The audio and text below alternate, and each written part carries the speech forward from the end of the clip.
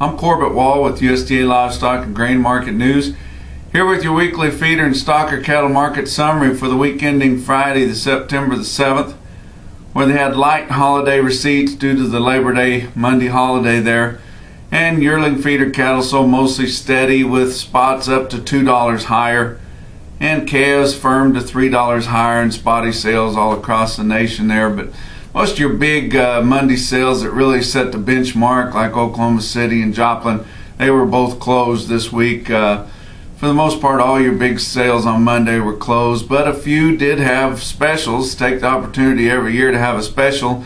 Kingdom City, Missouri is one of them. Torrington Livestock Commission out in Torrington, Wyoming was another one. This Monday they had 8,000 head for their feeder special there, and a really good market. The lightweights were well sought after, had over 450 head in the Pee-wee section there, weighing under 400 pounds. And they all sold over $2 a pound, averaging 342 pounds at $215.83 a hundred. And all classes sold really good. Another hot spot was in your 7 to 8 weight yearling feeder heifers. They had about 1,500 in that class. 1,100 head of them coming off one ranch, Willis Ranch there, and every one of those heifers, and they all weighed between 700 and 800 pounds. And in that weight group, all those heifers averaged 745 pounds at 139.08. But basically, improved moods you can see after we started rolling. Not a whole lot happening on Monday, and Tuesday was slow, but by Wednesday you could definitely tell that the moods were improved after the long holiday weekend, and a lot of places that really needed it saw some decent rains come up from the Hurricane Isaac, and including Arkansas, which was terrible dry, and most of Missouri, which continues to be really dry, but saw some good rains, 2 to 3 inches for the most part, and spots more. And then later those storms kind of drifted off into the eastern corn belt, where they need all the rain they can get too. Of course, it's too late to help the corn.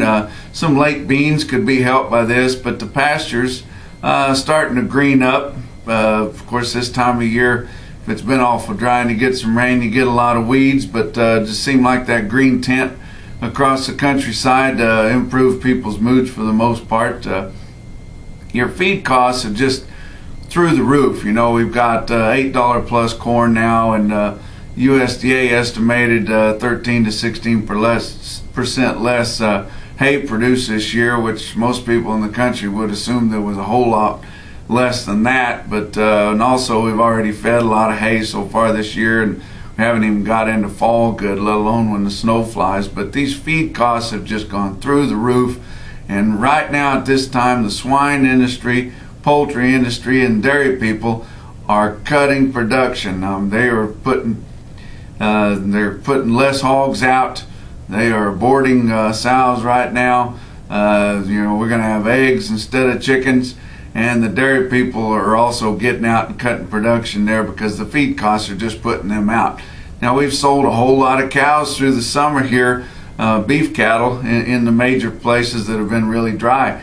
But for the most part, your cattlemen, while everybody else is cutting back, your cattle guys are really digging in and trying to hold what they've got. And if you're going to make a living in the cattle business right now, you have to plan so far ahead, and that's what they're doing right now.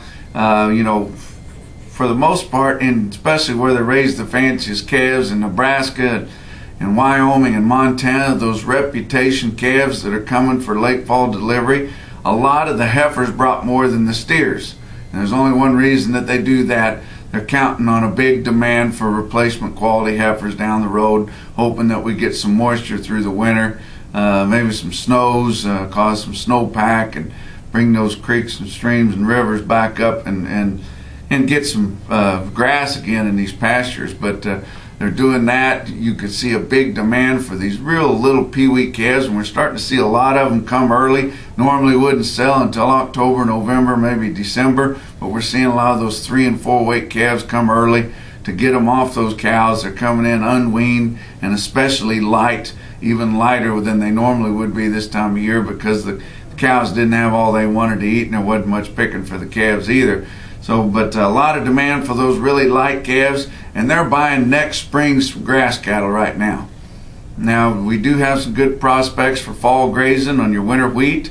Guys are planting that winter wheat right now, and it looks like we could get a decent stand to graze. Going to be ryegrass in places further north that come back in after the corn was taken out. But guys are just planning ahead, so far ahead, trying to take advantage of the next opportunity that rises in this beef cattle market. But it's late here on Friday. The feedlots and packers are still pretty far apart. Most of the bids are around 122 live. Asking prices are 126. Probably going to fall right in there somewhere, maybe 24, 24 and a half. Most of you will know what has happened by the time you watch this, but it's definitely going to be steady to strong, if not $1 or $2 better. The only confirmed sales is we have some regional trade on a dead dress basis from 190 to 192, which is better. Regional weighted averages this week in the north central states: 700 to 800 pound steer this week cost you 147.18. Last week 144.55. And a year ago 135.17. Down in the south central states, 6 to 7 weight steer cost you 147.90 compared to 144.49 last week and 136.08 a year ago. And then down in the southeast, a 4 to 500 pound steer on order cost you 158.83 compared to 155.60 just last week and 124.98 a year ago. That wraps up your feeder stocker markets for this week. Check out our website for more market information at marketnews.usda.gov. And from the Regional Market News Office in St. Joe, Missouri, we'll talk to you next week.